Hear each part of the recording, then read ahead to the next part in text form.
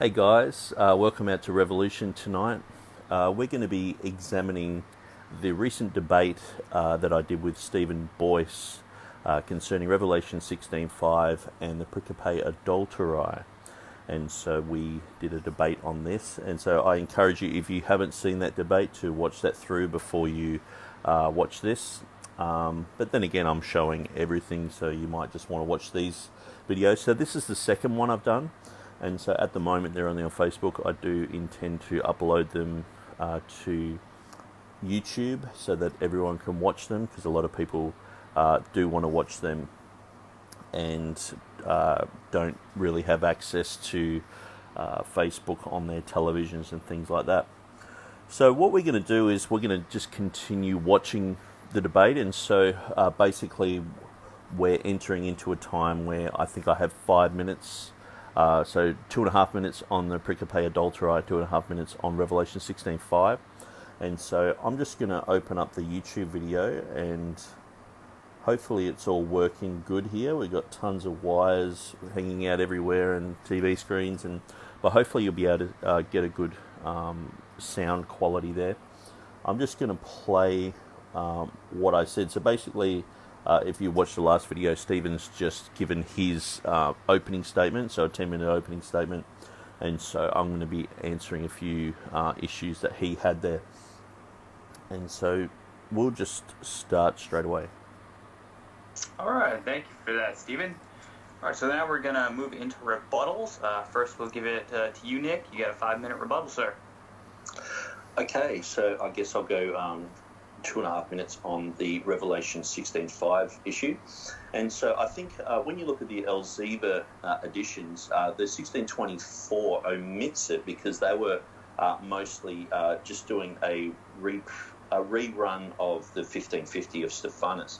So then after a few years, looking at I think 9 years later, they added the reading of Beza, and so that they weren't, in a sense, purposely going out to omit it in their first edition. I think they were just looking at the most popular TR edition, 1550, and then they printed that, and then they were updating those things as Beza had done. And so when you look at Mills, the 1707 of Mills, he actually only just worked on the 1550 of Stephanus. So that's why it has those readings in there. So I'm not sure about the 1611 text of Beza, but I know that Theodore Beza was the main guy behind the Geneva Bible. And so perhaps it is an edition of the Geneva Bible which wouldn't have had that reading.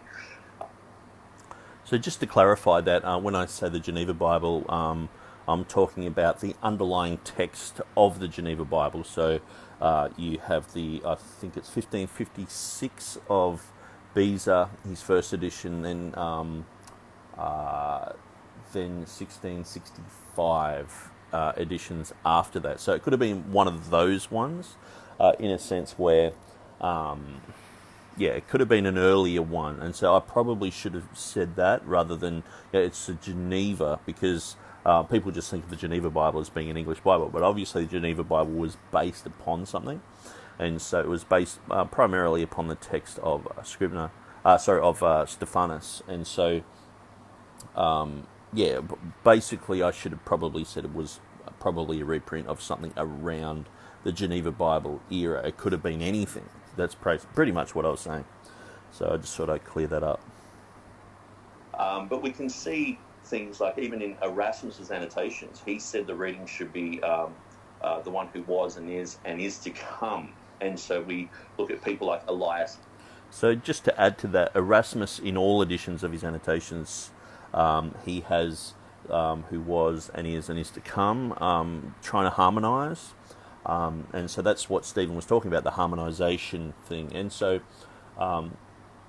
that's part of it. I think what usually gets said is just part of the process. So in my book, I go through a harmonisation, I go through nomina sacra, I go through the concept of Beza stating that when Kurios, or in Hebrew that would be Jehovah, is mentioned, then there is the Triadic Declaration. So all these things come together, and then also looking at manuscript evidence, looking at Latin, looking at things like the Ethiopic and things like that. And so I understand that people want to look at one thing. And so, well, that's why.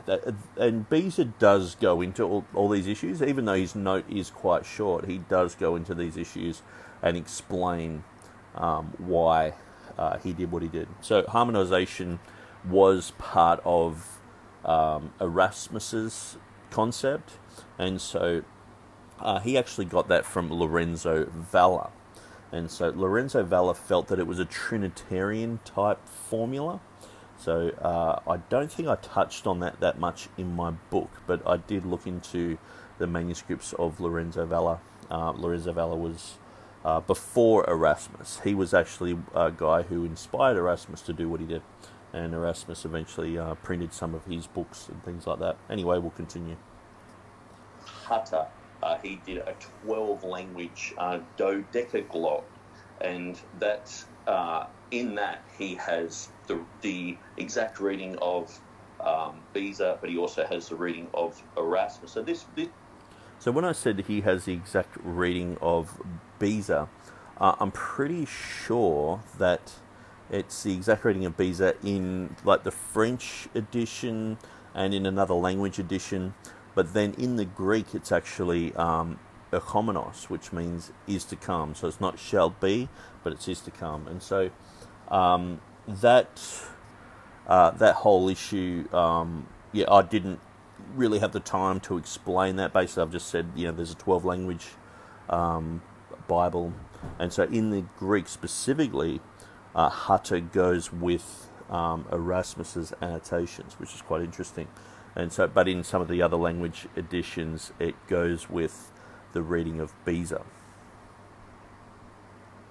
This was questioned in that time, and so I don't think that there was just this 30 or 40 years of Esomenos. I believe that, just like the King James has lasted for many, many years, I believe that these editions of the TR, some scholars, of course, have printed other editions, and when you get to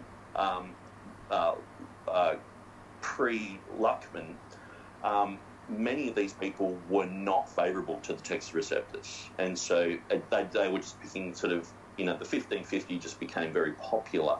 But I believe that the 1598 is the closest that we have in print of that era, but the Textus Scrivener is probably the closest that we have to the text underlying the King James. So when we look at the Principe Adulterae, I'm not sure how much time I've got left here, but yeah. So just to sort of clarify a little bit on that, so basically what I was saying was, because Stephen was trying to say that it was only a 30-year period that they were looking at Esomenos, and so what I did in my last video is I went through the website at Munster, which is basically where the United Bible Society headquarters is. And so they're going through and they're creating a database with all the conjectural emendations on them. And when you go through the Revelation 16:5 issue, there's a whole bunch of new information since I've written my book. And so obviously they deal with issues as they come up, and which is great. I wish that information was there when I first started my book, but I guess at least they've got their finger on the pulse and they're moving forward with a lot of that. But what I did is I demonstrated that many commentators and many Greek Bibles and other things, for about 100 years were talking favourably about Beza's reading of Esomenos. And so then we enter an era where the TR is questioned. We enter, the Enlightenment era, and so then you get a lot of people, and you get a lot of people doubting the reading. So that's where why pre-Luckman Bibles, even though they're printing the TR, they're printing the 1550 or whatever, many times they hate the TR. They have 100 footnotes underneath each page just saying this shouldn't be there, this should be changed. And so that's what fueled eventually fueled the whole thing in 1881 with Westcott and Hort. It wasn't just something that happened overnight. It happened over 150 year period where the Enlightenment happened. A whole bunch of things were being questioned. People were questioning what preservation was, and the text of Walton's polyglot had come on the scene. Mill had done his edition, and so there was a whole bunch of things that happened. And so it's quite interesting history, but yeah. So I just sort of point that out there. So we'll just continue. At about 2.5 minutes. 2.5 minutes. Okay. So this is the sequence that it has to go in for everything in your article to work out fine.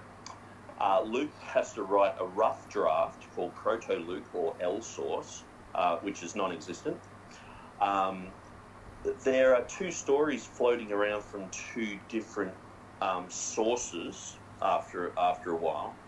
Then someone rewrote them and conflated them together. Then someone added extra introductory material and wanted to teach us that Jesus was literate. Then someone put it into the Gospel of John, right smack bang into the very popular passage that they read annually at Pentecost. So everyone would have known this. It's a bit like a Christmas narrative or a nativity scene, just plonking a 12-verse story right in the middle of that. Most of the churches accepted it, and 85% of the manuscripts now have it. So the churches accepted it. But then it somehow floated into Luke 21, John 7:36, and other places, which are, they point, my thing is that they're pointed to by the lectern notes. But your concept is that this then floated into these other places. So you've got to have all those things in order, which, if you take one or two of them out, it seems to crumble, and especially the thing that I mentioned with the lectern cycle. Or my proposal is the Principe Adulterae was written by John. It was omitted because of the lectern cycle notes being mistaken as omission notes, and this was copied by later scribes. So my view is very simplified and easy to take in, where I believe, Stephen, that your view is very complicated. It involves lots of different factors, and if one or two of those factors are taken out, then the whole thing collapses. So I felt that was a pretty valid point to make, that Stephen's view is very complicated, and many times, I know Stephen in the last video, he made the point that, when he was a King James guy, he used to look at the last 400 years of history, but now he's a critical text guy, looks at the first 400 years of history. But I pointed out that, we have fragmentary evidence. We've probably got less than 1% of all the evidence that existed in that time. And what I find is people do tend to have crumbs of evidence, and they can make a mountain of speculation. And so I feel that a lot of what Stephen's done with his article is look at other scholars like Bart Ehrman and Dan Wallace, and he's sort of built upon their speculation, Metzger, and these guys are not looking at the lectern cycle. These guys, they don't mention that.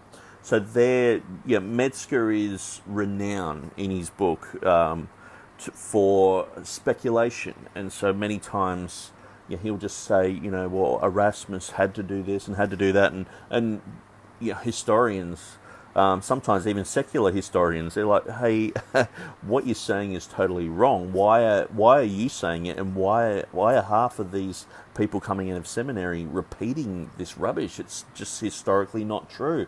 But Metzger used to cloak a lot of what he said and speculated as, this could have happened. And so it's worded in a way that you think that he would have some solid evidence behind that.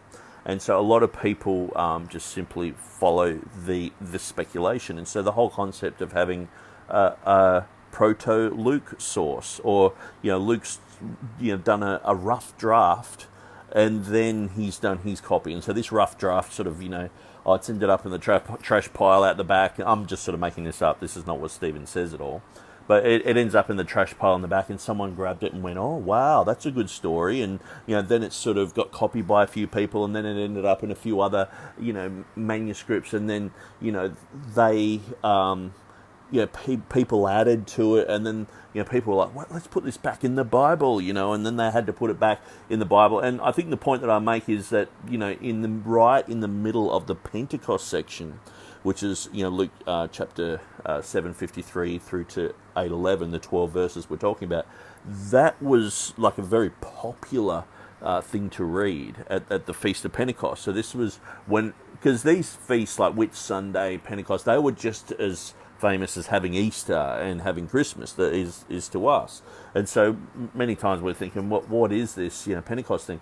Well, they would read that every year. And so imagine just having an Easter story and just plonking a story right in the middle of that, of 12 verses of a woman caught in adultery. It would be rejected. People would say, hang on, but it wasn't rejected. The churches accepted this.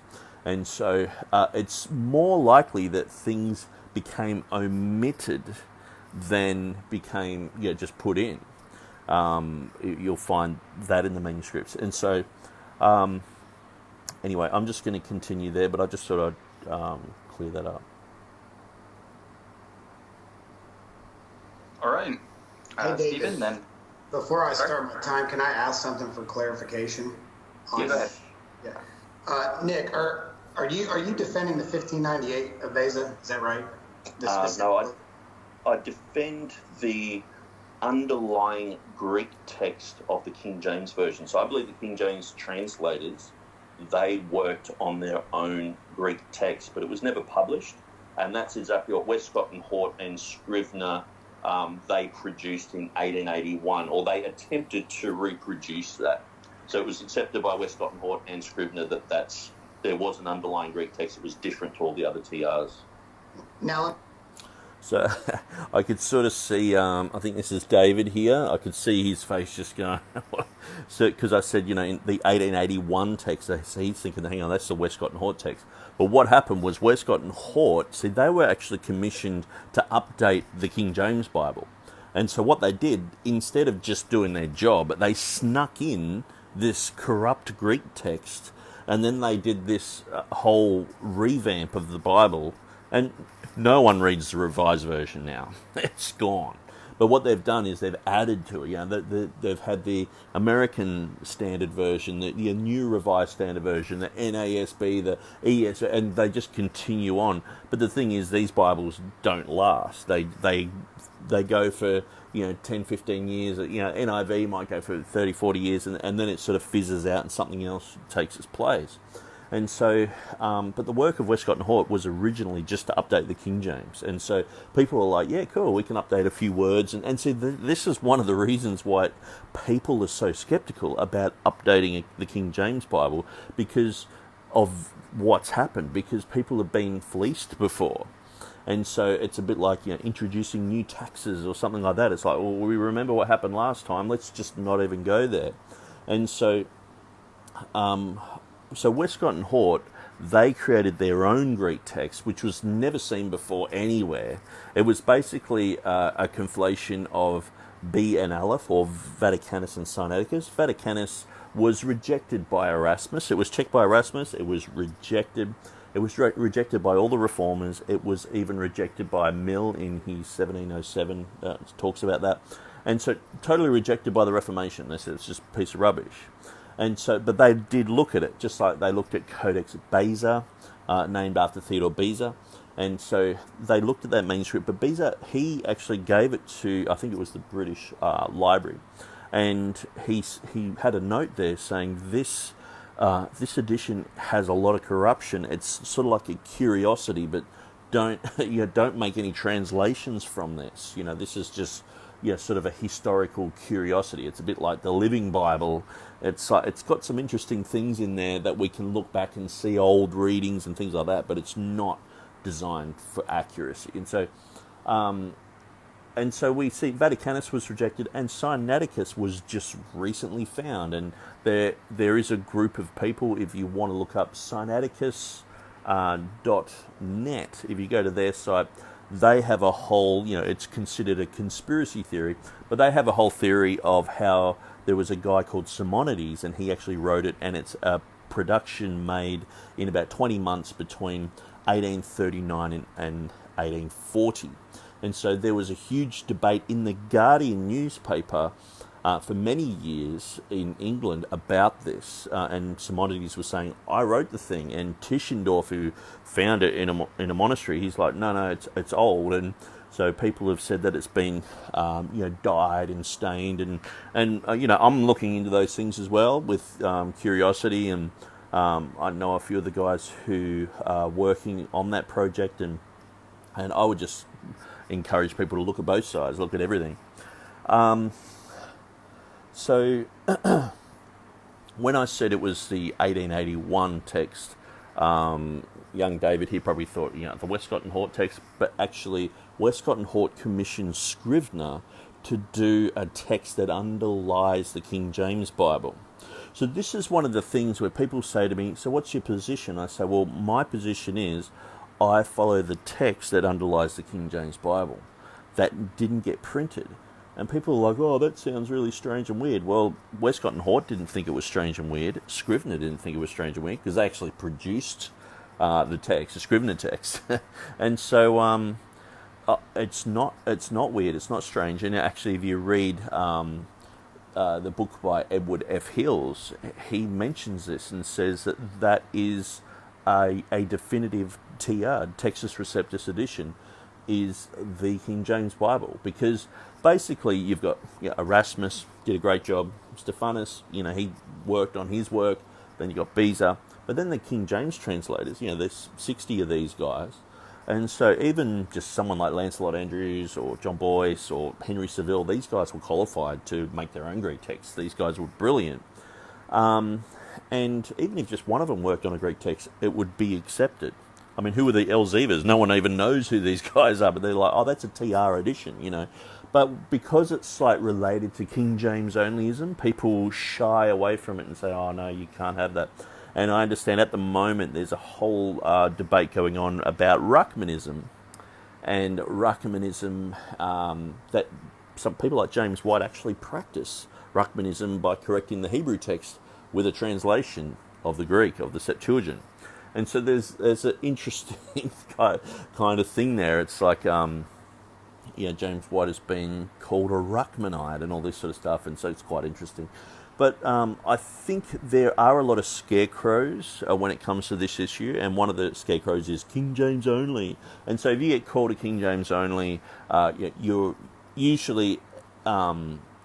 people say, oh, you're a cultist. Like, I've had people talk with me about the text all night, and I'm saying, well, the manuscript says this and this and that, and talking normally all night, and then they turn around and say, oh, you're not one of those King James only types, are you? It's almost like, you're not a flat earth type of person. It's like, it's just like this scarecrow that they've been taught that if you have too much affinity to the King James Bible, there's something wrong with you, and you're in a cult. And so most of the churches think this, and so it's just one of those things that you go, okay, think what you like. I don't really care. I'm just after truth.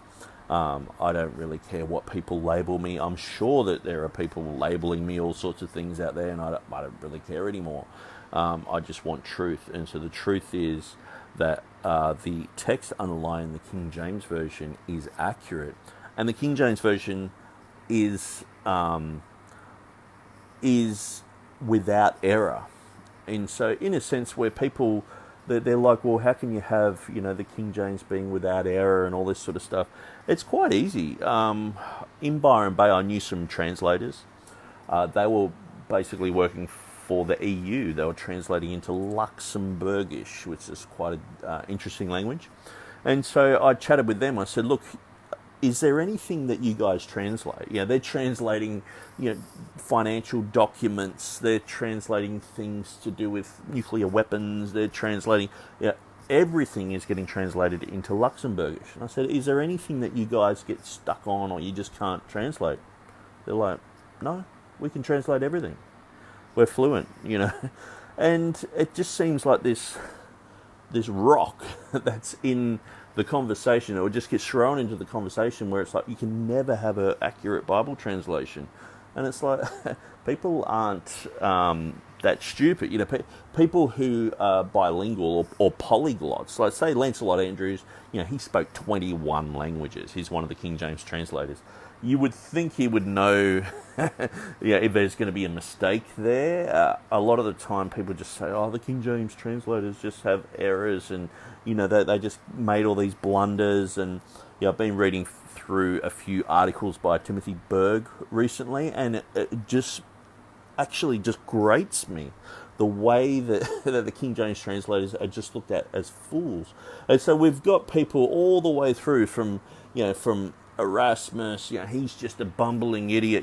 Sometimes I put up memes of like the Three Stooges. We've got Erasmus, we've got Stephanus, and we've got Beza. They're just like the Three Stooges. This is how James White and Dan Wallace and Bart Ehrman, they make out that these people were just fools. And then the King James translators, well, they make up stories that King James was a homosexual, and that he had love affairs and all this sort of stuff, which is absolutely ridiculous. I will debate anyone in the world on that topic and win, because there's just no facts whatsoever. And so he had 8 children. He was the only king of that whole era that slept in the same bed as his wife. Most kings and queens had separate rooms. And so in those days, they would write with affection towards people and call people their favourites. But the saucy BBC documentaries, it's pretty boring when you're talking about a king who's renowned for his Christianity. It's like, well, let's spice it up a bit and let's make him gay, And it's like, we know nowadays they're trying to make everyone like that. George Washington, they try to make Erasmus. He had a love affair. You listen to this stuff, and it's just coming out of the universities, and they try to make David and Jonathan in the Old Testament homosexual. They try to make Jesus gay. And so, at the end of the day, this stuff is just trash. It's rubbish.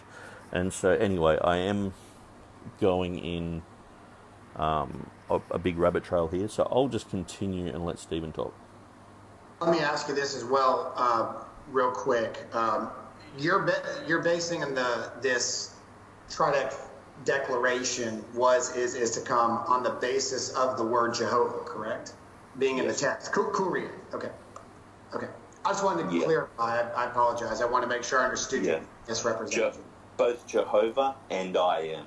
So part of the name Jehovah is hover, which actually means to be or to exist. If you were to expand that out, it would be past, present, and future. Or in the present, it's I am. So the name's Jehovah. Specifically in Revelation 16, it's 5. It's on the basis of Kyrie, being the Jehovah, or Lord being there.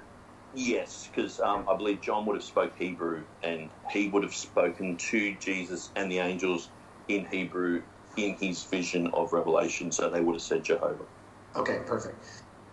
Okay, so after I heard what Stephen said about this, I was like, I should have made a clarification, because I didn't know he was just going to take one point and sort of try to make that the stool leg that everything stood on. The stool leg that the Trident Declaration in Revelation 16:5 stands on has, 10 or 15 stool legs, but he was sort of like, it's just standing on this one thing.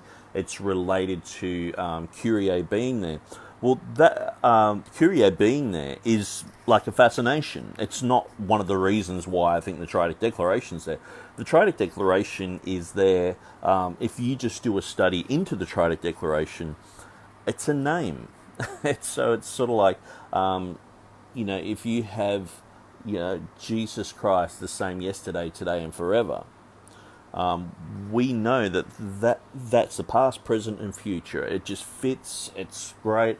And so when we have who was and is and is to come, who was and is to come, who was and is to come, and then your Revelation 11:17 in their text just says who was and is, doesn't say who is to come. And then in Revelation 16:5 it says which art and wast and holy. It's like, so there's 5 triadic declarations. Their last 2 are mishmashed. But it's like having, Jesus Christ the same yesterday, today, and forever.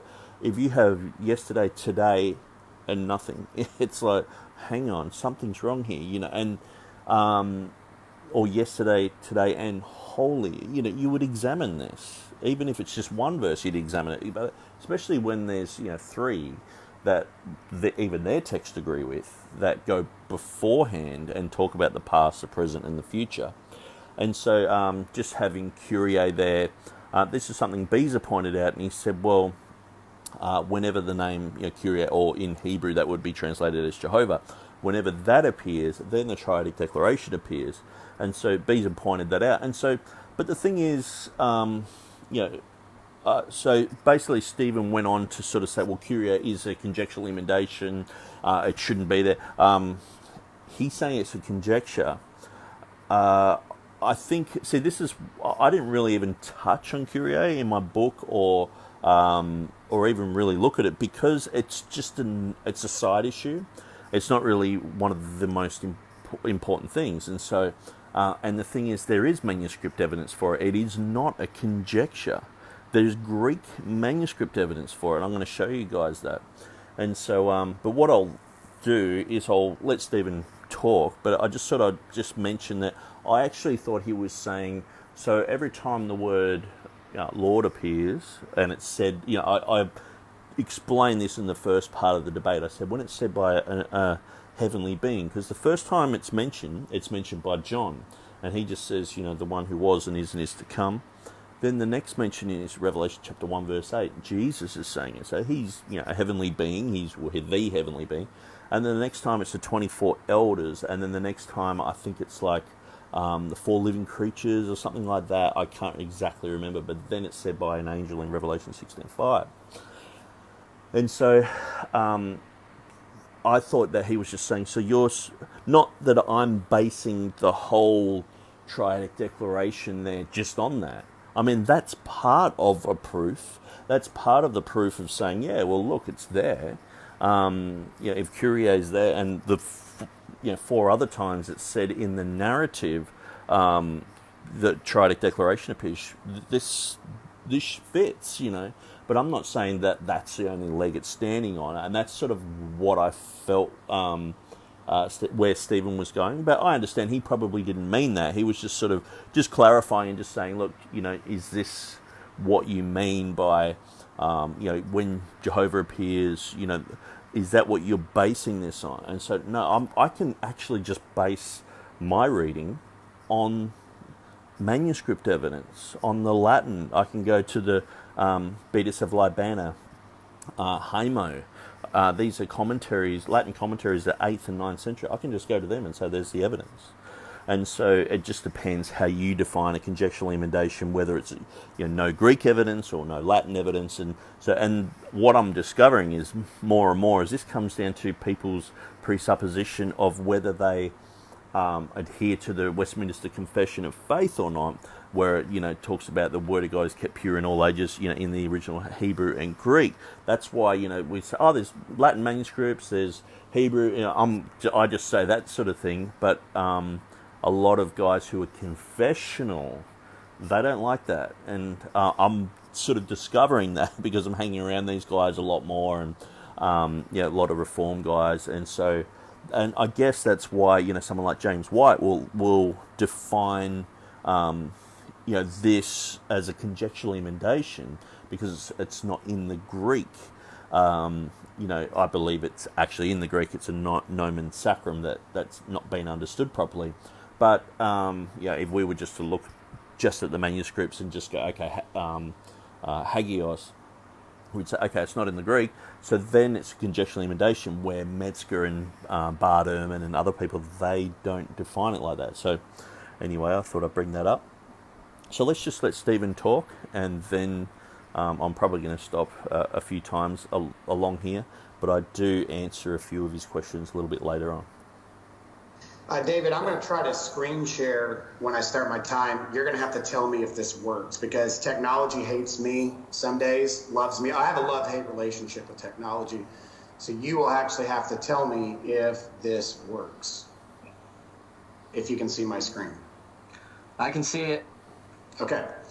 This is the note at 1582, the annotations of, and you can go ahead and start my time on this. This is the note of the 1582 where he explains why he made the change in the text. John sets forth the name Jehovah, which is exactly what Nick's is talking about, in all other places, as we have certainly stated in chapter 1, verse 4, and then he lists the others later. See, one thing I just want to mention here is when James White went through my Twitter feed and did a whole dividing line program on just my Twitter feed, even though I tried to hand him my book, he refused to take it and said that I was desperate and I was a psycho and all the rest of it. And so, but he actually said that when the name Jehovah appears, the Triadic Declaration doesn't appear every time, you know. And obviously in my book, I go at length, I've got pages and pages on this, where I show, no, it's by a heavenly being, by Jesus or the 24 elders or an angel or whatever. And so when these guys mention the word Lord or Kyrios or Jehovah, then the Triadic Declaration appears. And so that's my disclaimer, that's my caveat. But James White said, no, that doesn't happen. And so I just thought I'd point that out, that Stephen has done his homework and he's doing a lot better than James White. See, James White, he tends to just jump in with both feet, say that you're like a Mormon or a Jehovah's Witness or whatever, and just write you off. But at least Stephen's, he's read through this, and from what I can gather and understand, I think that he talked a lot with Elijah Hickson. And Elijah Hickson, he works for Cambridge, and I've given him my book, and we've debated about a lot of stuff about nomina sacra and things like that. And so I just sort of point that out, that many of the things that Stephen says, and says, okay, well, Nick says that, and that's true.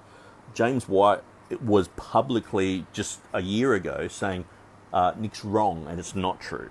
And so it's quite interesting to see the difference, and it's quite interesting to be, at the end of, one apologist saying, just writing it all off, and then another apologist saying, no, that's true.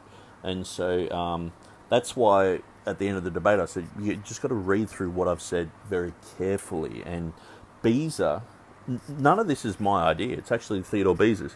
So what's written here is, I think it's Elijah Hickson's own interpretation of the note at Revelation 16:5, because I'd never seen this before. And I was like, that's not the note that I've got in my book. And so basically up until the time of printing my book, which was October last year, there was basically one edition of the note of Revelation 16:5 floating around. So Jeff Riddle had done, he'd done a few programs on Revelation 16:5. He said he was going to do one on my book, but then he sort of got caught up in... he started reading my book, and I was acknowledging people, and the guy from KJV Today, and so we're good friends, and he chooses to remain anonymous, and that's cool, but we sometimes work on same issues. And he decided to go through his article, and I was thinking, actually, my article, it's sort of like, his article was his ceiling, and I'm using that as a flaw, and there's a lot in that article of his that I mentioned, but in a different light, in the light of the nomina sacra. And he does mention one line in his article that agrees with my whole book. And so I was sort of a bit disappointed that Jeff Riddle never got there. He was, and I was listening intently, like, oh wow, he's going to do a whole program on my thing, and I'm listening, and I'm reading stuff, and I'm looking up everything, and I'm listening absolutely. As soon as he was bringing these things out, I was listening to it, But I just want to point out here, I'm just going to shut this screen and I'm just going to open up another one. So when we look at his page, Stylos, so I recommend people go to Stylos. It's a really good resource for people who are interested in the Textus Receptus position.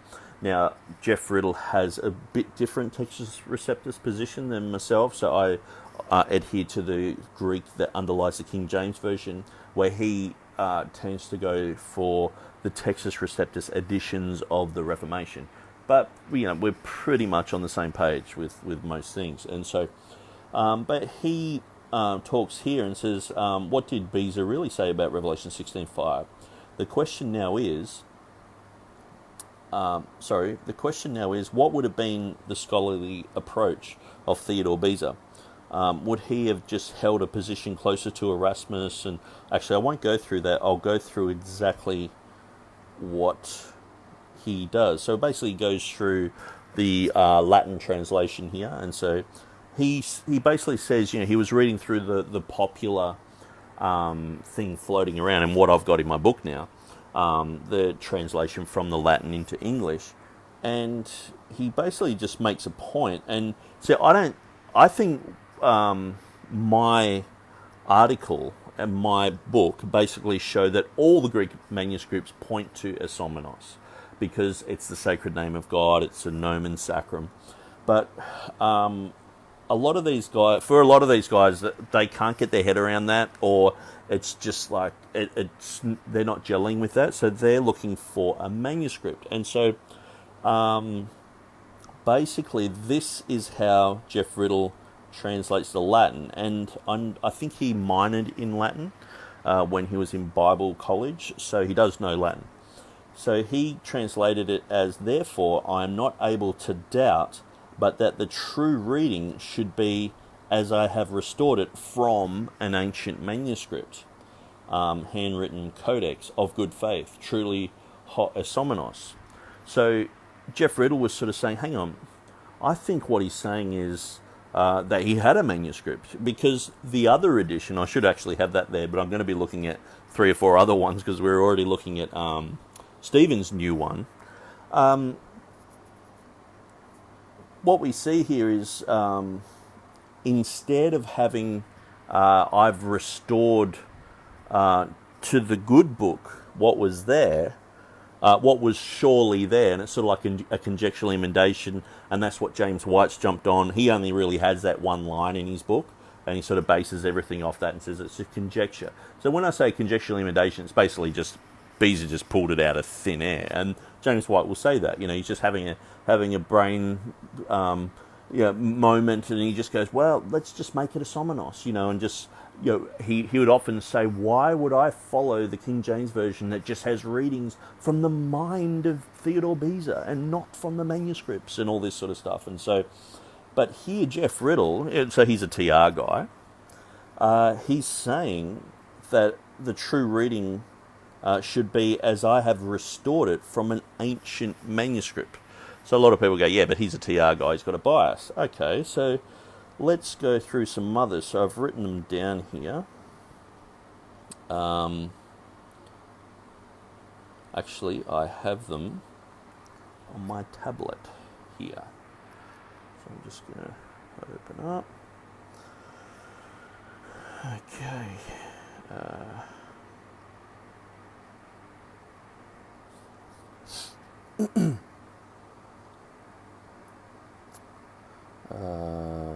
Yes.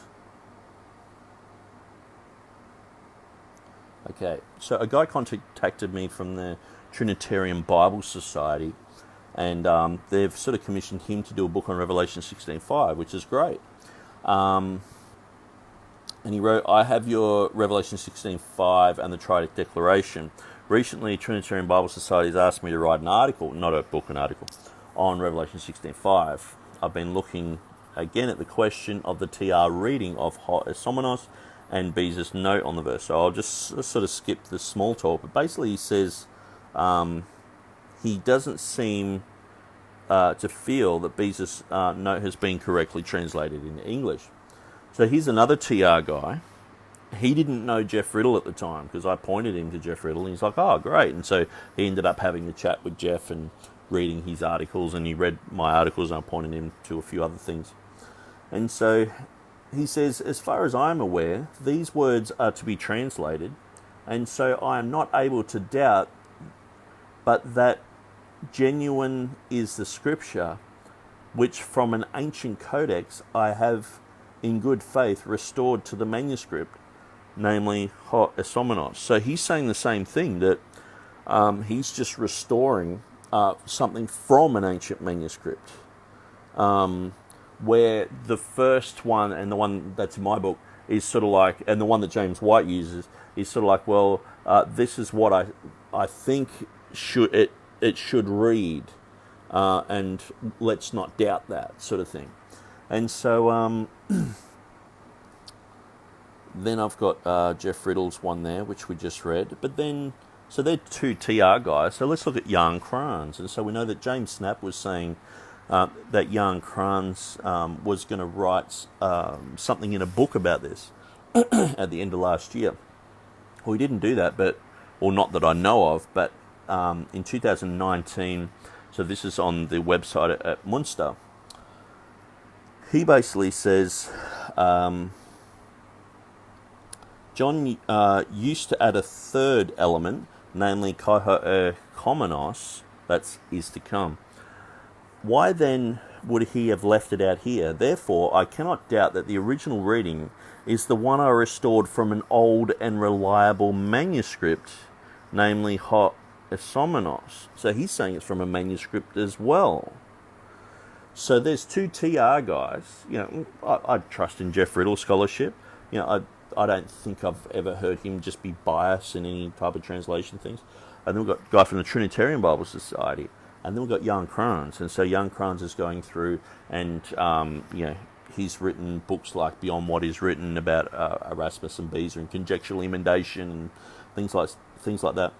And so, and Kranz also made a whole bunch of quotes about the other statements of Erasmus, but I won't go into that at the moment. So I just sort of point that out. So this thing that Stephen's putting up on the screen, he later on, because I said, who did you get that off? Did you get it off Jan Kranz? Because it's different, it's a new one. He said, no, a friend of mine did it. So I'm thinking, Elijah Hutter. I keep going to call him someone else, but I think he got it from Elijah Hutter. That's Elijah Hickson. That's why I'm twisting the names, because it's the EH on both of those names. So I think he got it from Elijah Hickson. And so it's quite interesting that all of these guys now, so you've got the three that I just read out, two TR guys, Jan Kranz, one of the main critical text guys, and then I think it's Elijah Hickson. Sorry about that. Bit of dyslexia there. So let's just look at what is said here. So we'll just full screen that. So he says here, it is therefore not possible to doubt what may be the genuine reading which is restored to the book from the older good and faithful manuscripts, certainly Esomenos, the one who shall be. So basically, from what I can gather, in my book, I've gone a whole different route of the nomina sacra and all that and explaining all that. But these guys have actually, they've done a bit of homework and they're trying to, sort out exactly, what's written here. And it says, basically, Theodore Beza had a manuscript. That's what he's saying. So that goes totally against James White's concept. Like, if I'd known this when I wrote the book, I might even have to write a whole nother chapter about this. And, because there's already a whole bunch of different versions of this. But basically, on that line, they're agreeing. They're saying that Beza had an old ancient manuscript. So, but the thing is, what I've mentioned before is perhaps that was Hymo, the 8th century commentary, or Beatus of Libana. Perhaps he's talking about the Latin. we're not sure. And so, but one of the main things, because see, this is what Jeff Riddle focused on, and I was like, just move on from there, just read the rest of it, or read the whole quotation. Because when you read the whole quotation, basically at the end of it, he says that he's previously sort of mentioned this in Revelation chapter 1 verse 4. So I went back and read Revelation chapter 1 verse 4, and he talks about how Jehovah and I Am are expanded in the one who was and is to come, or specifically the one who was and is and shalt be is the purest form. And so that's pretty much what my whole book is based on. So my whole book is basically expanding this. And that's why sometimes I get really frustrated when people are only just focusing on this one line. And it's like, we've got a manuscript. And I understand that's exciting and it's great. And, it helps my cause because, these guys are actually doing all the homework for me. But at the end of the day, I'm totally convinced, even without that manuscript, because I believe all the Greek manuscripts, they have the form of nomina sacra in it. And so once that's understood, then it's expanded anyway. So, okay, so let's let Stephen talk. He has the statement that normally the third tense is followed with this fourth one, kai ha erkomenos, which is used in 1, also in chapter 4, chapter 11, that term is used. And then he says, why then this reading in this place later? He's trying to figure out, why is hagios here? It is therefore not possible to doubt what the genuine reading, which is restored to the book, from the older and good, faithful manuscripts. Certainly, Asamenos, which is who will be, or the one that should come. The true reason that this is not written Erkomenos, the one who is to come, as it is previous in the last 4 locations, and he reads those 4 locations, which Nick has referred to, then he gives his hermeneutical understanding, because Christ as the judge, he is seated on the tribunal and arrives at the decree of judgment. Now, I take issue with this on Beza's statement. So he admits earlier there's really not any documented evidence for what he's doing. So he's reasoning with himself. He asks, why is this reading in this place?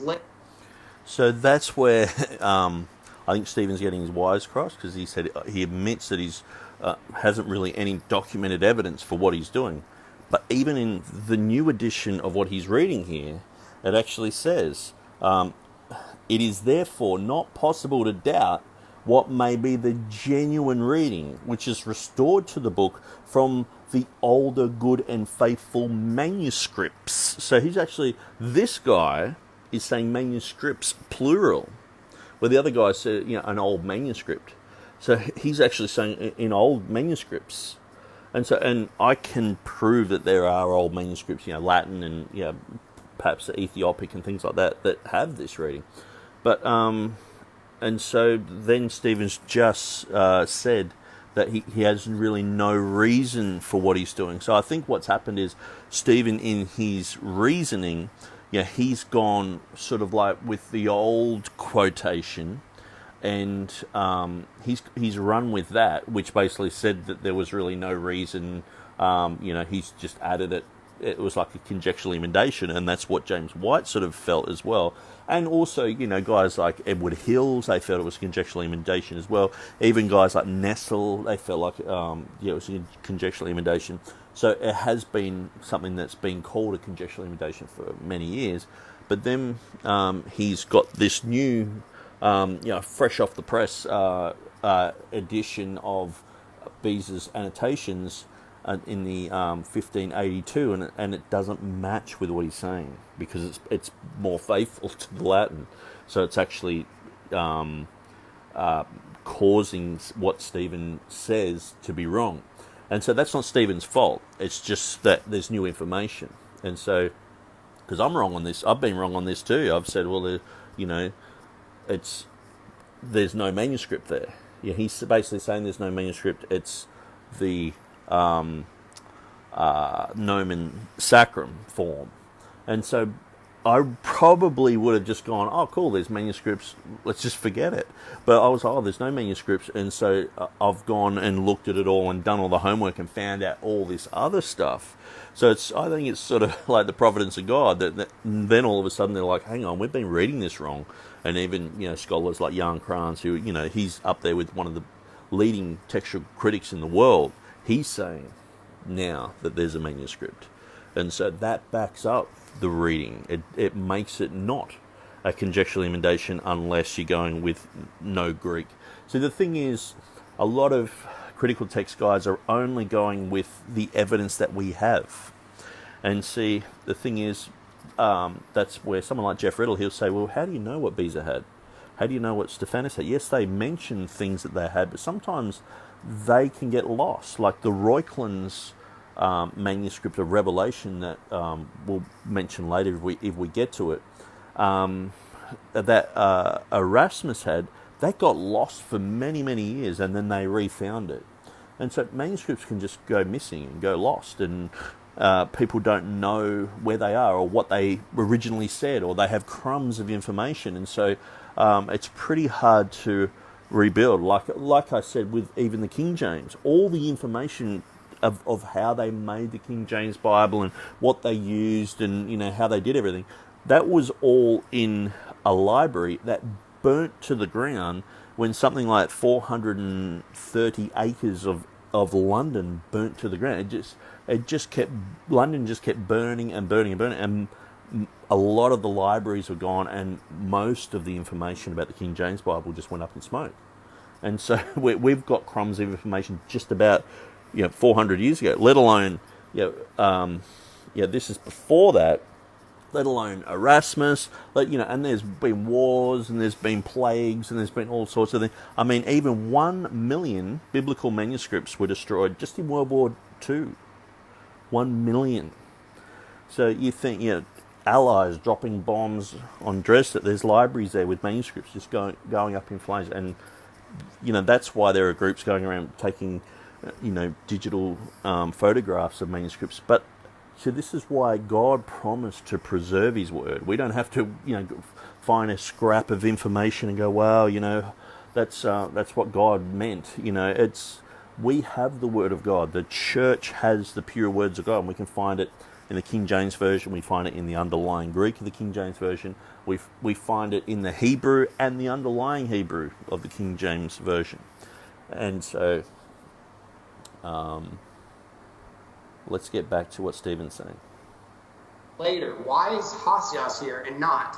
I want to make the argument that none of this really matters because the word Jehovah should not be in the text to begin with. In fact, I was surprised when I looked up Kyrie. There is 0 Greek manuscripts pre-16th that even have the word Lord in this passage of Scripture. Okay, so 0 manuscripts. Let's just have a quick look.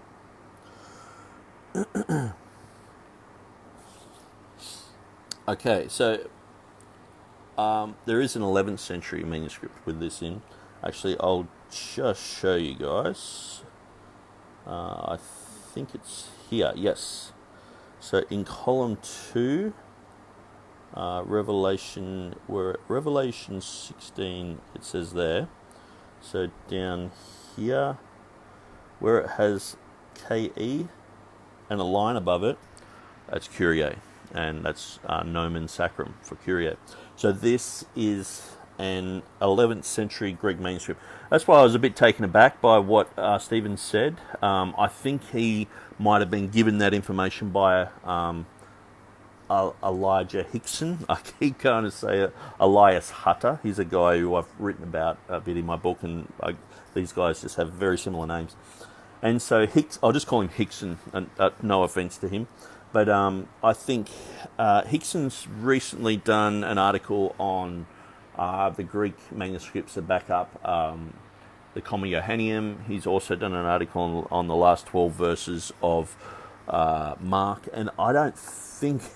a lot of people are tearing his articles to shreds, and they're sort of like popular articles. They're sort of more written like, we're not really sure what whether it's true or not, but we can be uncertain.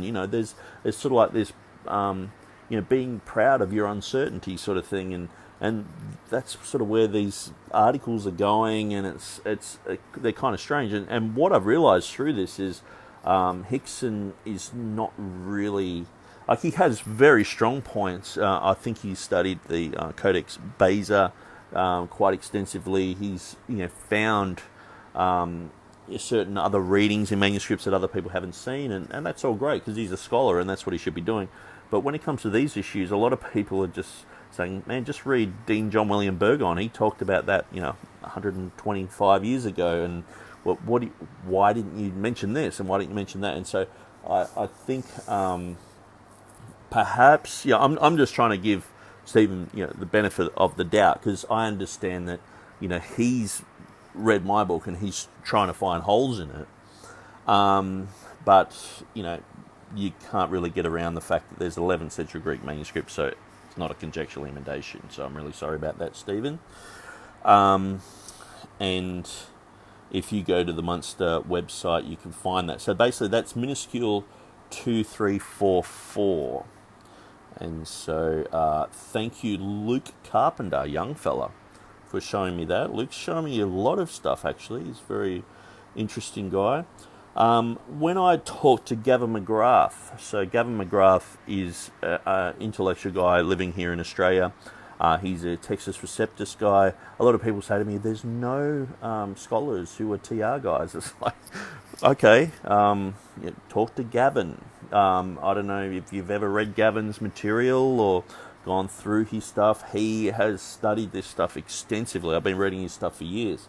So when I wrote to him about Revelation 16:5, so this is probably back in 2016, because I was confused about whether he was writing about Kyrie or about Esomenos. And so he wrote back and clarified that he was talking about Kyrie. He said the reference here is to O Lord, found in the Greek Kyrie, masculine singular vocative noun from Kyrios, of minuscule 2049, or Hoskias 141 at Revelation 16:5. So I'm not sure if that's after the 16th century. Not sure. It says, and the Latin domine, masculine singular vocative noun from Dominus, in the book of Armagh, and Saint Jerome in Migne, Latin Writer Series, 1846 Paris edition, Patrologia, volume 29, page 863, B. Jonas Apostoli Apocalypse, Cap XVI Latin. So it's just got all that stuff at the end of it. So, but I just thought I'd throw that there. That's what Gavin McGrath said. He said that it's backed up by Hoskia's 141 manuscript, which is minuscule 2049. Whether that's after the 15th century, 16th, I have absolutely no idea. It doesn't really matter because I've already shown you that the Munster website has the reading of Kyrios in this 11th century manuscript. And so then I'm just going through and I'm like, okay, so who else says something about this? So obviously Will Kenny. I really enjoy Will Kenny's material. A lot of people don't like him online because he corners people and says, where's your Bible? Do you have a Bible? If not, you're a Bible agnostic. And sometimes the truth really hurts, and especially when people are hitting you over the head and looking for an answer. But I guess, if he's been a King James only guy for 20, 30 years, he's been bashed around a bit. And so he's just giving a little bit back. So Kinney says the text that underlies Revelation 16:5, the texts that underlie Revelation 16:5 vary greatly among themselves. The word Lord is found in 051, and I actually checked 051, I couldn't find it. But then he has 296. I didn't have time to check that. And then also this one, 2049, that Gavin McGrath mentioned. And that's Hoskia's 141. it says some Latin copies. So that would probably be Beatus of Libana and probably the same guys who I was mentioning before. But it would be interesting to do a study into that. But I didn't really think it was necessary because I've sort of always known for some reason that there's manuscript evidence. Perhaps I did a study way back and I was just like convinced, and I was just like, but the thing is now Stephen's bringing this up, saying this is going to attack my position here. He mentions some Latin copies, the Coptic Bohairic, the Ethiopic ancient versions. Lord is also the reading of Tyndale, Geneva Bible, King James Bible, New King James, Young's Webster's, and he has a bunch of modern versions there. So, and I felt too, just to say that the word Lord was also in Wycliffe, so that's pre-Erasmus.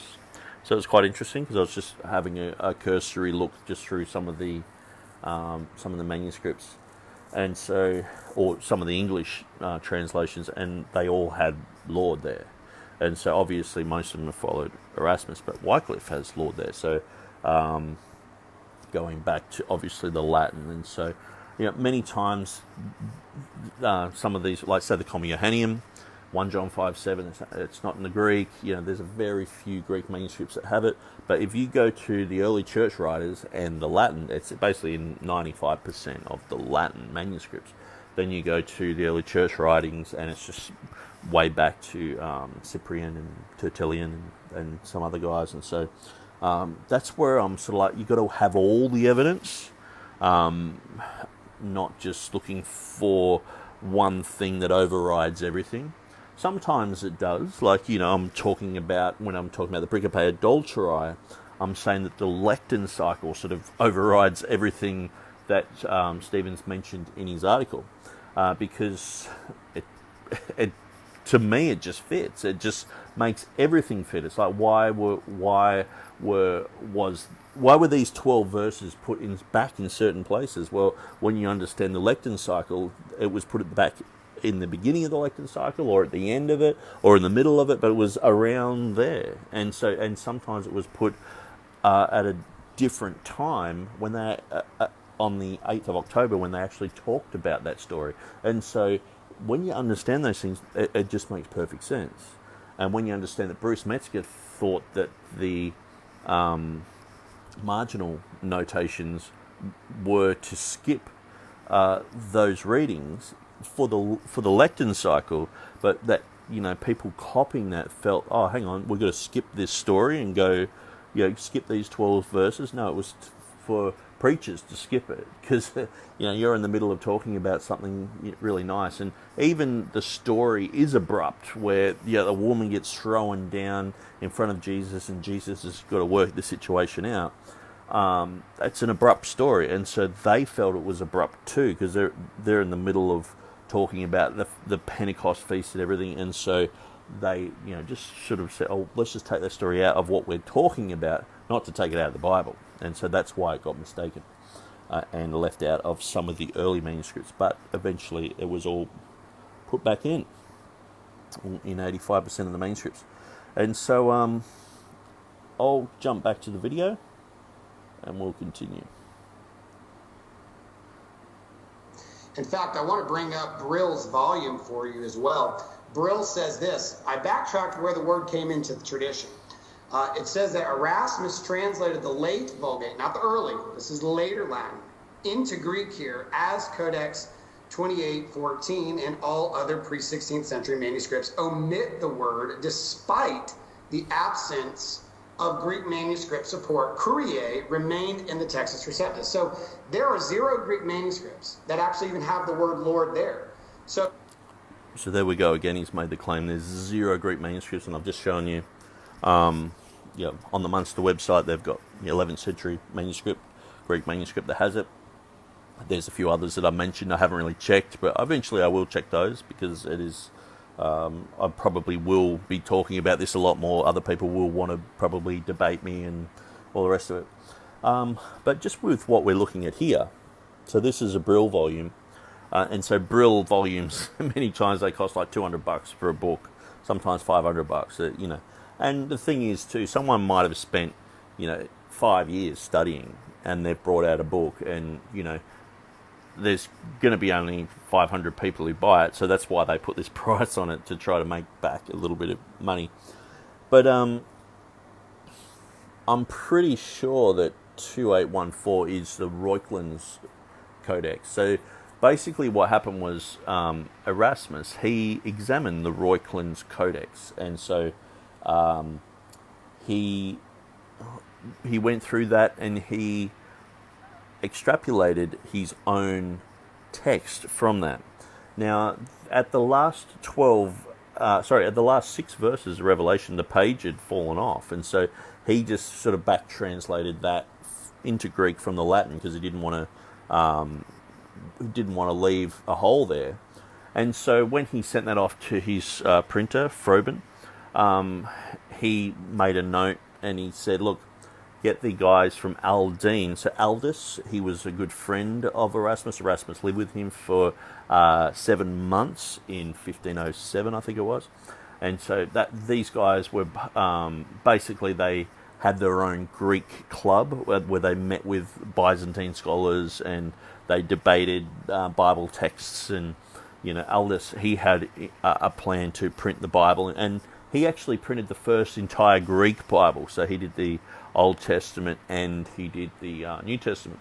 And so Aldus, he had his own edition of, he had his own manuscripts of Revelation. And so Beza clearly talks about this. But what a lot of people, there's a lot of anecdotes about Erasmus. Okay, he rushed to print. He was just trying to compete with a Complutensian polyglot, and he had to quickly rush. And no, it's more so that printing Greek with about 1,000 different symbols that go above the Greek letters, it can be pretty hard. And so obviously there's going to be mistakes in that. People try to make out there's just feel riddled with mistakes. And it was a pretty hard job. They were pioneering. I'm sure if we go back through the first things that you ever wrote on the internet, there would be spelling mistakes. There would be things there. It's like Erasmus, he was pioneering a whole entire work. He lived with one of the best printers in Venice, which was the hotspot for Greek printing of that era. And so these guys, they knew their stuff, but they were still pioneering a work. And that's why he did 5 editions. People only want to look at the first edition. Well, he did 5. He did his first edition in 1516, and he had plenty of time by 1535 to iron out any issues and difficulties and look at a whole bunch of other manuscripts and all the rest of it. But one of the common things that's said about Erasmus that is false is that he only had one manuscript for Revelation. And he had to back translate the last 6 verses. And I point this out to people all the time, that Erasmus mentions in his annotations that he spotted homoioteuton, where it says the Book of Life. So a lot of people look at the manuscript evidence for Book of Life in Revelation chapter 22, verse 19, and it's slim. And so they're like, well, should it really read that? But Erasmus clearly pointed out there's homoioteuton. But then they say he only used one, he used one manuscript for Revelation, but he back translated those. So they're saying, this is what modern scholarship is saying, and this is where the guys from Brill, Metzger, pretty much everyone believes this, that Erasmus translated from Latin the Reuchlins, where it was missing. He translated from Latin, the Vulgate, into Greek, and then spotted homoioteuton in his own writing. But then in his annotations, he mentions that when he looked at the Greek copies, plural, that's how he spotted the homoioteuton. And so it's like, again, if we look at how mistaken people have been just from the note of Revelation 16:5 about, did Beza have a manuscript or did he not have a manuscript and all the rest of it, in all seriousness, I don't trust what half of these guys are writing. I've pointed out that Jan Kranz, he has written things that Erica Rummel has translated. So basically, they're both translating Erasmus's annotations. They're translating them into English, but Jan Kranz will do it with a huge bias to make out that Erasmus doesn't believe that the Book of Revelation is authentic, where Rummel doesn't do that. She writes that Erasmus knew that the Greeks at some times didn't think that the Book of Revelation was authentic. So James White will just pick up Jan Kranz and say, see, Erasmus, who did the Textus Receptus, he didn't even believe Book of Revelation was part of the Word of God, and he makes these claims. Now, whether that's true or not, I've pointed out that these guys have very different translations when it comes to translating the Latin into English. We've seen this in the secular world with Nostradamus. Now, we know that Nostradamus, sometimes he was just writing poetry, but they turn everything into, he's talking about Hitler there, because he says a word that sounds like Hitler, but in Latin it's actually a word that means something. Or, the river nearby sounded like Napoleon. So, he was prophesying about Napoleon. And so these popular books, they become, they're like a pot of gold for many people, because everyone wants to know Nostradamus in the future. And a lot of people, since the internet, a lot of people have gone off Nostradamus. But I remember when I was young, it was very popular. And so a lot of people, they're going on Metzger, they're going on older things, and at the end of the day, there's a lot of misinformation coming out.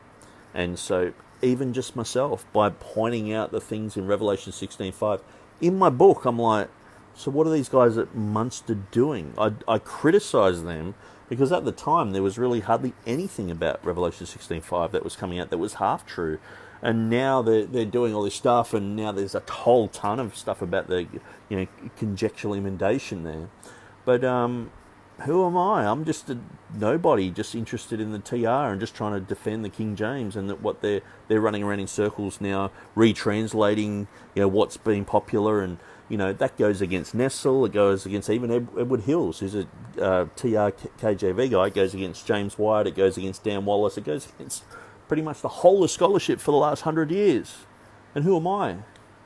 And that's why I don't trust these guys, what they're saying about Erasmus. Because there's so much rubbish that's been said about Erasmus that I just simply don't trust the Academy to say the truth anymore. I mean, it's the boy who cried wolf. Even when they say something true, I'm like... I listened to Dan Wallace's Credo course, and I'm just left going, is anything he's saying true? I'm just, it just amazing. And even James White, I listen to a lot of what he says, and I'm just left shaking my head. And so, anyway, that's what I think. So I believe that the statement here about the Royklins, if that is the Royklins one, the 2814, I'm pretty sure it is. Well, we've just proven that the Munster website proves that wrong. So here's Beza making an argument on the fact that, well, the word Lord's here, so this has to fit the other four. But that wasn't his whole argument, even if we just go with the old reading. That wasn't his whole argument. And so it's part of it, and but I don't think we can write off everything from that. Kyrie is here. The word Lord is here. We have to have this tridact declaration, the one who was and is to come, because of the holy sacred name. Well, I would argue that holy sacred name is not even supported in this text. It came from a Latin conjectural emendation that was listed as well by Brown and others, that Erasmus actually put this in through the Latin, not the Greek. In fact, he lists here, Brill lists here, the 2814th manuscript, which I will pull up for you, the manuscript that Erasmus would have been using in 1516, and I will show you in the Greek how this is the case. Dikaios right here, where my arrow is, that is the word righteous.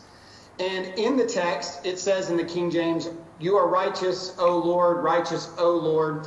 Right here in this spot should have had Kyrie, and it does not. It moves on to I, Hos.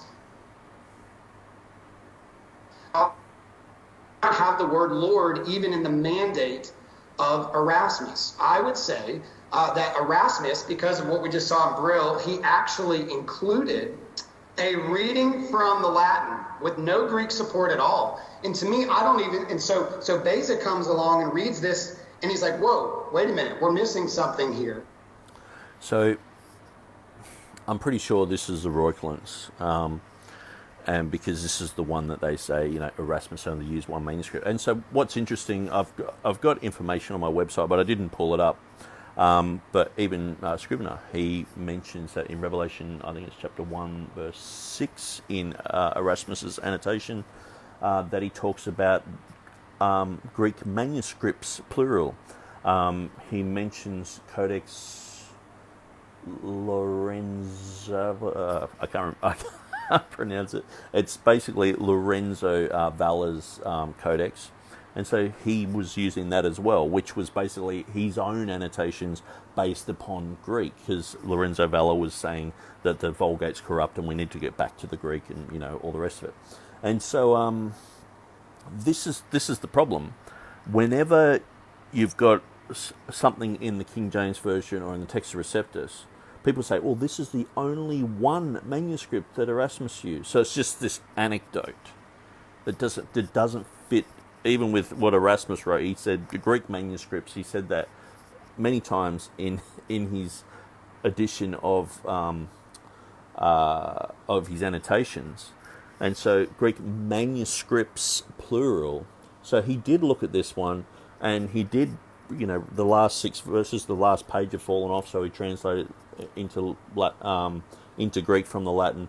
But that wasn't the only manuscript he had, and he talks about the Aldous edition, and you've got to do a timeline on that. People don't seem to be thinking straight when it comes to that. And I've read Kranz's material on that. I've read Holland's. He was talking about manuscripts. I think it was even 141, the one we were mentioning earlier. He was mentioning that one and a few others. But when you look at this, this has become the standard fare for any deviation of the Textus Receptus from this manuscript. They turn around and say it's an error, and he back translated it from the Latin. Instead of, no, he had other manuscripts, which he mentions he had other Greek manuscripts. And so, it sort of becomes tiring, and I'm just left there shaking my head at modern scholarship. And I'm not saying, this isn't a personal attack on Stephen, because he's saying, well, Brill, books by Brill, Brown, he's said this, other people have said this, and it's like, well, they're all wrong. Just like they've all been wrong about the manuscript of Revelation 16:5. We just pointed that out, that there is a manuscript, and even young Kranz is saying it, and this whole concept that how would Erasmus spot homoioteuton in Revelation chapter 22 verse 19 when he back translated the Greek from the Latin? It just, to me, it's like, just blows my mind that people would think that that's really what happened. And I call it the banana peel syndrome, where people think that Erasmus was slipping on a banana peel every day. He just woke up and just fell over and just knocked all the print letters on the floor, and they had to re-pick them back up. And it's like, oh, what are we going to do now? We've only got one manuscript here. Erasmus spent something like 30 years going around Europe looking at manuscripts, and sometimes people would lend them to him and he would copy them all out. Other times he was in a library and he would just write notes. He had volumes of notes, critical notes and things like that from manuscripts that he'd seen. He was in Venice. He spent time teaching in England for many years. He was in England. He was in Germany. He was in France, in Paris. He was all over Europe. And so, he just had one manuscript. It's like he was in Venice at a time when there was 5,000 Greeks living there, because the Muslim invaders had basically taken over Constantinople, and many people had taken their manuscripts and moved to Venice. So he was there at that time, and he was part of Aldous' club, a Byzantine club, debating with these. They just make out that he was just some idiot. He was one of the, even secular academia acknowledge him as one of the greatest scholars ever. But it seems that the academy just make out that, Erasmus, he had one manuscript and he slipped on a banana peel here and there, and he was just all over the place. And it's, to me, it's ridiculous. It shows a huge amount of disrespect for Erasmus. And then it's just, Beza just followed suit. He just looked at what Erasmus did, and, not like, okay, well, Beza was looking at all the work of Stephanus. He was looking at all the work of Junius, who was an expert in Arabic, who was one of his best friends. He was also looking at Tremelius, who did a Syriac Bible, and who was a Jewish guy, fluent in Hebrew. They were looking at Hebrew editions, Syriac editions, that's the Aramaic. And Beza was studying these things. He wasn't just like, I think Erasmus did it, and so let's just keep it in. No, they didn't slavishly just follow Erasmus. They made changes. Revelation 16:5 is proof of that. And so to just say, well, he's just following Erasmus, and Erasmus just followed one manuscript, it's just like this. It seems like I was talking about the Pericope Adulterae concept that Stephen has. There's a whole bunch of complicated issues that they all have to be in line for everything to work out. And that's like, Erasmus has to only have one manuscript, and then the rest of the Reformation didn't do any changes because they just trusted Erasmus. They didn't do their own scholarship properly, and it just becomes ridiculous. You just got to think that these guys are the upper echelon of linguists, scholars, biblical scholars. These are the go-to guys who people write to them and say, look, I need help with this. And, one of the greatest Bibles ever, the Geneva Bible, Theodore Beza was the main guy with that. The King James translators mostly use Beza stuff. That's one of the greatest, that is the greatest Bible ever. And it's like, oh no, we just treat these guys like they're, And one thing that I see, it's a human propensity to think that these guys are like the scholarship is today. We think, these guys are just like someone like Dan Wallace or Farstead or, even Westcott and Hort. Like, I wouldn't even equate these guys to Scrivener or Burgon. I believe that they were quite low when you look at the scholarship that these guys had. Beza and Erasmus and Stephanus and the King James translator. These guys were in a league of their own. And I think, people like Dean John William Burgon, he had enough bullets to, expose Westcott and Hort, but he got a lot of things wrong. And he basically started the majority text movement with Miller and Hoskier and a few other guys. Anyway, I'll let Stephen continue. And I'm going to stop sharing and come back to my screen here. Again, I'm not good at technology. Can you see me? Yeah. You're good. Okay. I'm not good at technology. But here's basically, it says, wait a minute, this word should be followed with this 3. And in the 3, one of them's missing, and it's been replaced with Hosios. Now, Nick has represented the fact that Hosios was placed usually over Asamenos, the last word of the phrase, kind of collectively bringing all of 3 together as the one sacred name. I don't see that in any of the other 4 locations. In fact, I'd like to see a manuscript that... And so I do point this out very clearly in my book, and also in this debate, that Revelation 16:5 is the purest form of the triadic declaration. So there's 5 triadic declarations. Most of them say was and is to come. So is to come isn't exactly like shalt be or shall be. Shall be is, you will exist, not you're coming.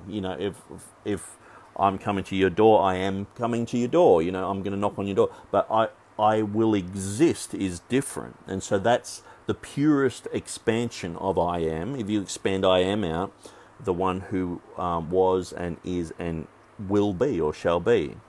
If you expand Hava out of the name Jehovah, which means to be, the one who was and is and shall be. And that's what they used to say in the temple. Whenever they said the name Jehovah, the priest would say the one who was and is and shall be. So the one who was and is to come, it's sort of like 95% there, and it's still a triadic declaration, it's still holy, but it's not the holiest name of God. So that's why you don't find it in these other places. But just so happens, I was doing some other research. We're actually looking at the book of... Oh, have I got it here?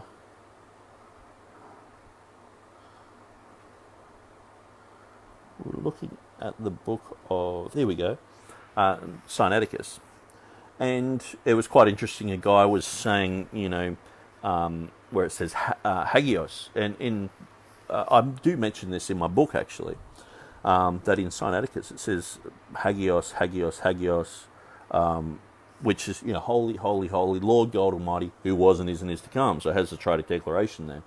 And I actually didn't even mention that it had that right just before the triadic declaration. I was just mentioning that in the book of Revelation, whether you agree whether Sinaiticus is a modern-day forgery or not or whatever, even if it is an ancient codex, it does have 8 holies here. Now, some other manuscripts have 9, some other... Actually, I think it has 9 here. No, it has 8, that's right. So it has 8. Some others have 9, some have 7.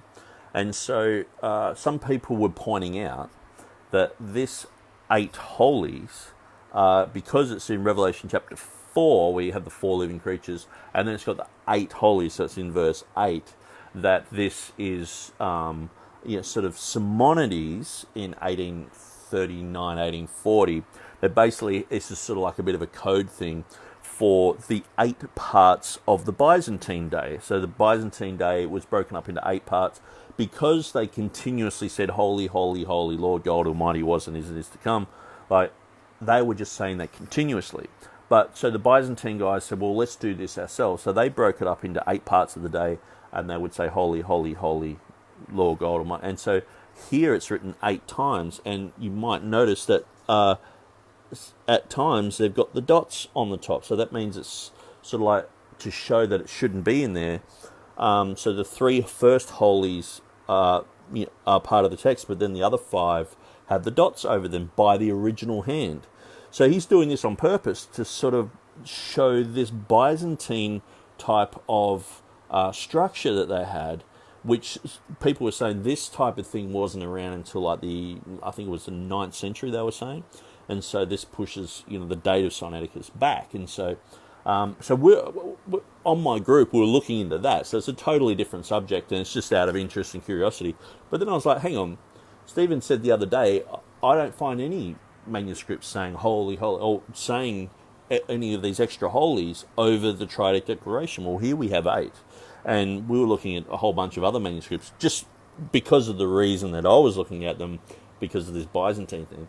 And we found a whole bunch of manuscripts that have 7 or 9 or 8 or, And so there are other places where it's holy, holy, holy, where holy is being used in different places in the book of Revelation. And so, and this would be a manuscript I suspect that Stephen would respect. Now, I understand he's specifically saying, where do we find holy written over, over the text, where it says he was and is to come. Where do we find that? Well, we don't. And that's because, like I said before, because Revelation 16:5 is the exact name of God, where the other ones are not as precise. And so I go into that in my book, where I have, where it says the one who was and is and shall be, the one who was and is and... Actually, I can't remember it all, but there's 9 different ways of actually saying I am. And so the shall be one is the purest one. So anyway, I just sort of throw that in, but let's let the video continue.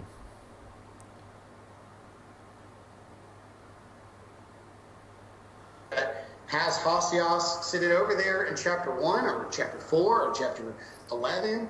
I don't see any manuscripts at all that even have this 3 lines of was, is, and is to come, and then Hosios over it. There's no evidence in any manuscript. And then there's no manuscripts that have the word Kyrie in Greek anyway. This was a decision. So we have a conjectural emendation in 1516 by Erasmus that was followed into the tradition to Beza in 1582.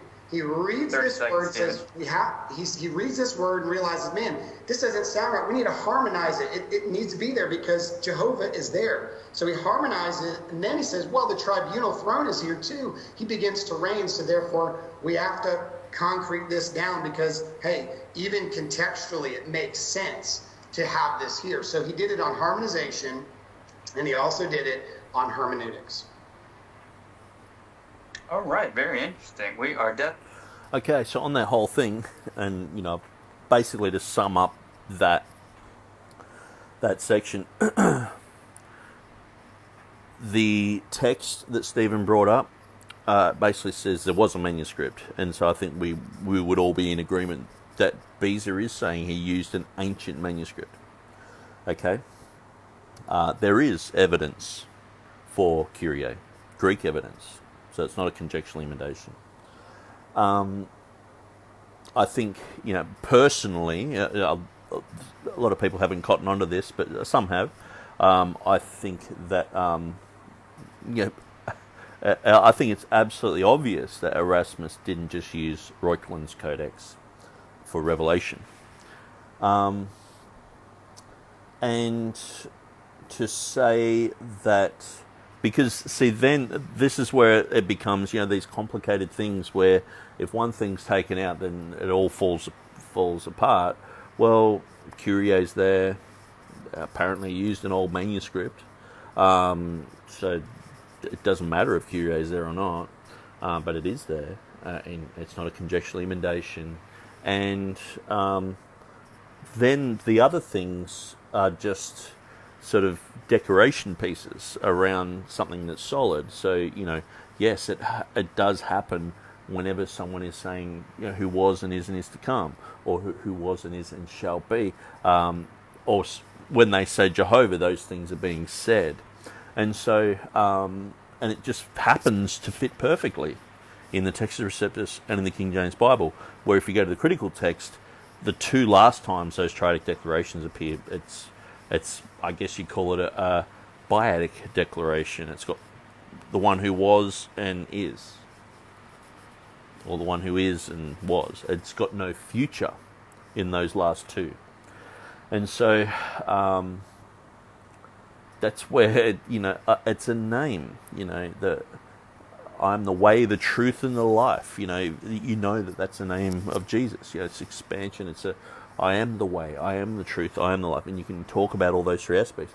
But to just have someone say, I am the way, the truth, and a good one, or and holy, or there's so many triads in the Bible that just flow. And let alone if you've got ones that have a precedent, like Revelation 16:5. I think that all these things need to be taken into consideration. And so, what I might do, I might wrap up this session, because I've actually got quite a fair bit written here, but I don't think I'm going to get to it. So, what I'm going to do is I'm just going to read a few little things here to clear up, just to tidy up a few loose ends. So... Yep, I went through that.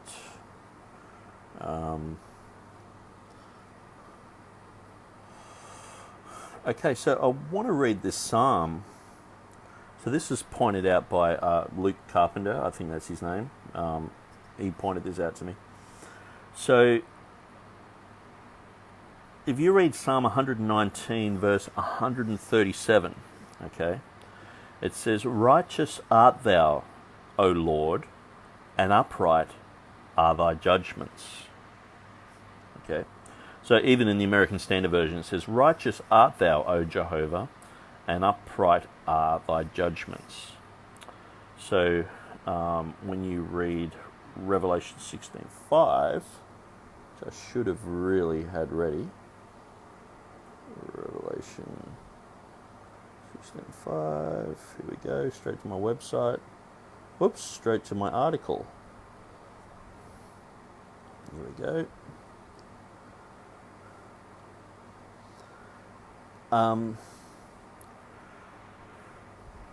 Thou art righteous, O Lord. So that's Revelation 16:5 in the King James. The Psalm says, righteous art thou, O Lord. And then it has the tribe declaration, who was and is and is to come. And it says, because thou hast judged thus, or because you have judged in this way. And the Psalm says, and upright are thy judgments. So it's talking about judgment. Your judgments are correct. So it's pretty much exactly what Revelation 16:5 is saying. So it's like the angel is actually quoting Revelation 16:5. So that would be a really good thing to study and to look into. And so this is probably where I'll go next with this whole thing. But what's quite interesting is if we look at the Latin in Psalm 119 verses 137, I'll just get this up. I think I've got it here.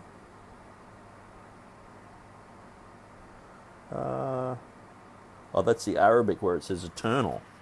I was talking about, it says I am, basically, or the eternal one.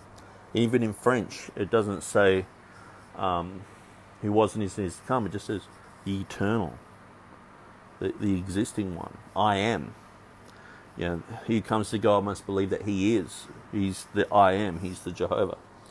But I'm actually looking for another picture. Actually, I might have it here. Nope.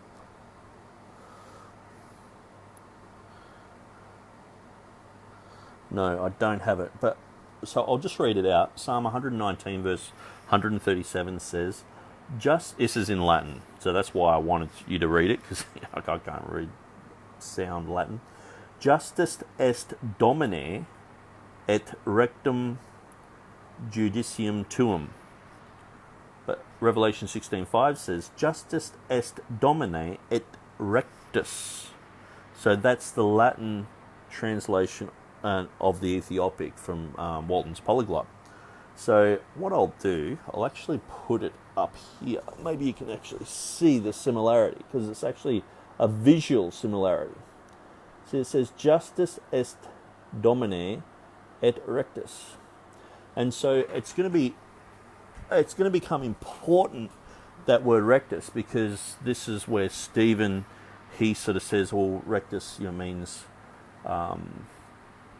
righteous or correct.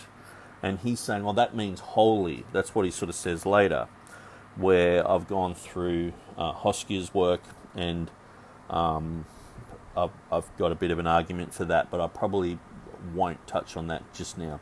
So what I might do, I might actually just run my comments that follow this, and I think I actually go to the Pericope Adulterae after this. So it's a little bit confusing because we're jumping from two issues, jumping from one issue to the next. But I'll just see if there's anything else that is worth talking about here.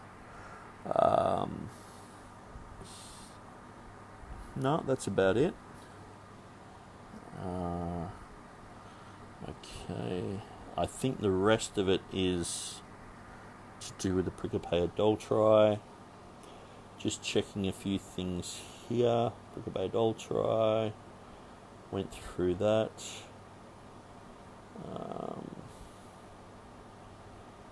So these are some of the images that I was going through looking for certain manuscripts. So Revelation, I can read the reading here, but I can't actually look at the the manuscript, and so that happened quite a few times.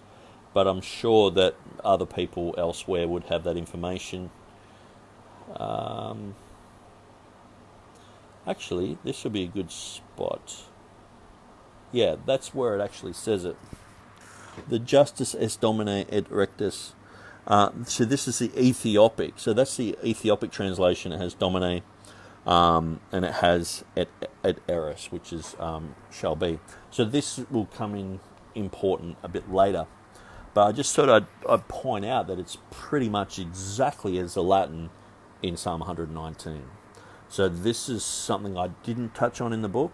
I didn't know about it at all. But in Psalm 119, if this angel is actually quoting Psalm 119, that's why it has Domine or Lord, because it says that in the Hebrew. And so what you have is Hebrew validation, Old Testament validation. So this is one of the things that Theodore Beza was really strong on, is he knew the Hebrew really well because of his good friend Tremellius. Tremellius was a Jewish guy who got converted to be a Catholic, and after a year came to his senses and realised, there's no hope in the Pope, and so he became a proper Christian, and so he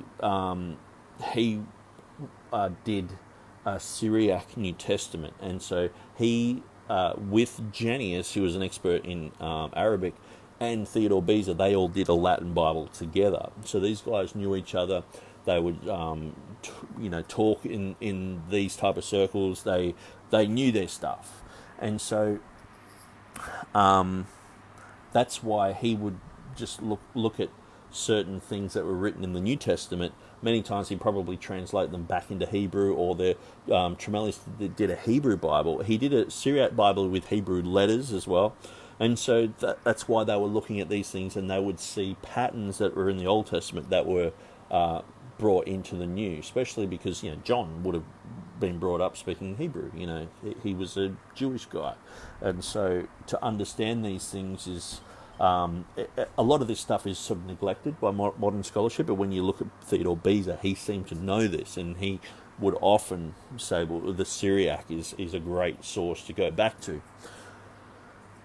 But there's just one other thing I want to point out, just before we go, that I'm just going to type in... So I'm just going to go to my website. So this is my main website here, Textus Receptus. If you type in tr.org.au,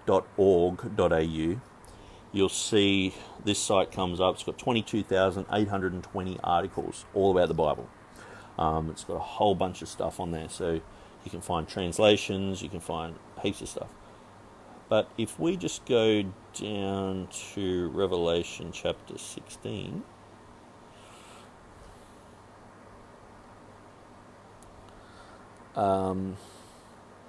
what we see here, so you got Revelation chapter 5. I heard the angel of the waters say, Thou art righteous, O Lord, so this is obviously the King James, which art and wast and shalt be, so it's a triadic declaration, because thou hast judged thus. And so that whole part there seems to be Psalm 119 verse 137, with the expansion of which art and wast and shalt be. But then what we see a couple of verses later is, And I heard another out of the altar say, Even so, Lord God Almighty, true and righteous are thy judgments.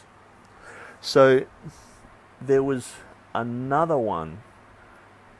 He said out of the altar, even so, or in the same way, or I'm just sort of repeating what the other angel has said.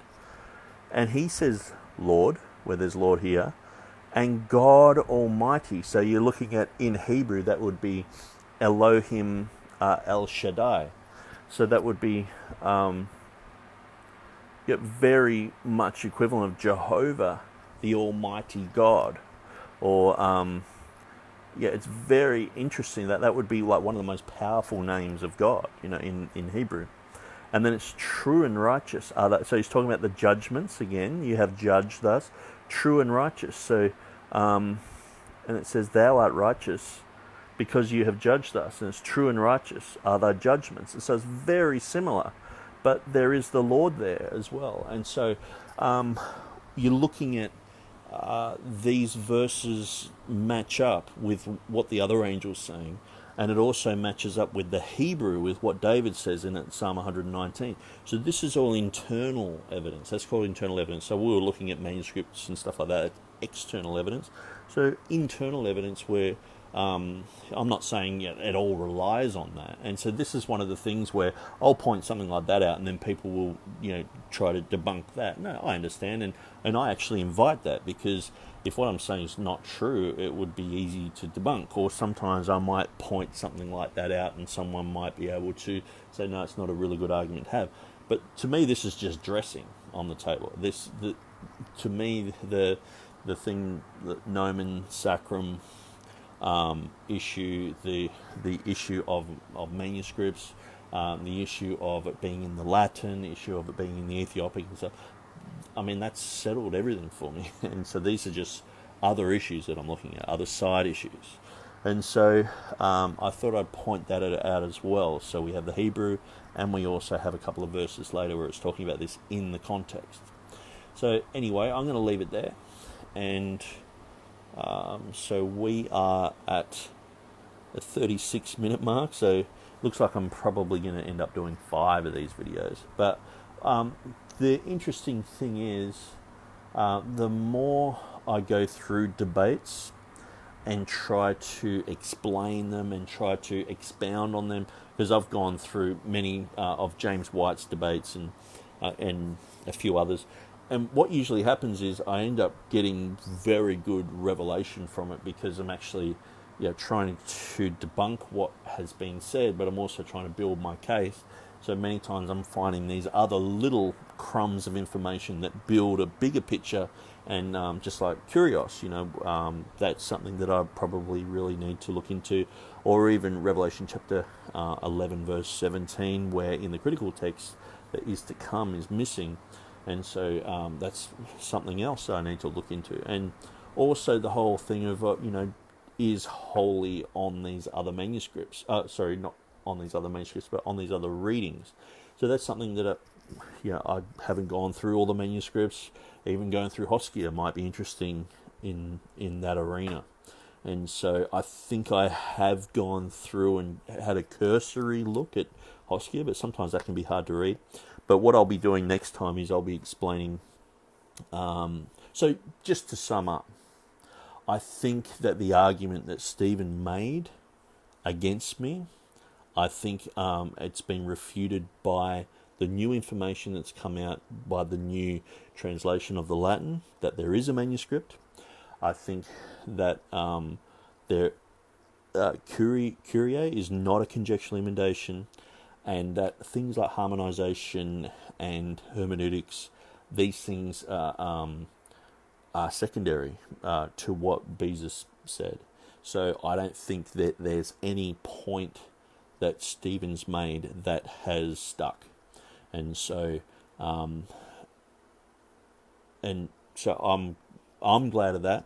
I guess in a way, I'm hoping that Stephen jumps on my side and says, yeah, well, there's a lot of good information there. I think, that's a good reading or whatever. But I think anyone watching, you should really, go through my article or get my book. It's on Amazon, like $15 in the US. It's pretty expensive in Australia. I haven't even bought it in Australia because it's like $47. It's like, I'm not spending that much on a book, even though it's my own book. I spend $30 on a James White book, but won't spend $50 on my own. But once it gets a little bit cheaper, I'll jump on that and probably buy a few for a few people around. But people who have bought it said it's great. It was in black and white, which was a little bit distracting, I felt. I didn't know it was going to be black and white, but I'm really thankful to the guys who helped me to put that together. Okay, I'm going to leave it there. Thanks for joining us, and hopefully I'll be able to do another video perhaps next weekend. Okay, cheers. God bless you.